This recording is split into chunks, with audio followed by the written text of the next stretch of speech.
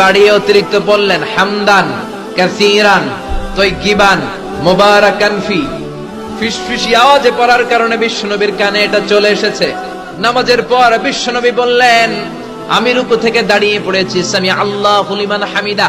তোমরা পড়ার কথা ছিল শুধু রব্বানা ওয়ালাকাল হাম, কে যেন একজন ফিসফিস আওয়াজে পড়েছো হামদান কাসীরান তাইয়িবান মুবারাকান ফি। কে পড়েছো? দাঁড়াও। কোন সাহাবী দাঁড়ায় না ভয়ে। বিশ্বনবী অভয় দিয়ে বললেন, কিছু বলবো না, কে পড়েছো? দাঁড়াও। এক সাহাবী দাঁড়িয়ে বললেন, ও নবী আমি পড়েছি। বিশ্বনবী বললেন, এটা তো আমি শিখাই নাই, কই পাইলা, কেন পড়ছো?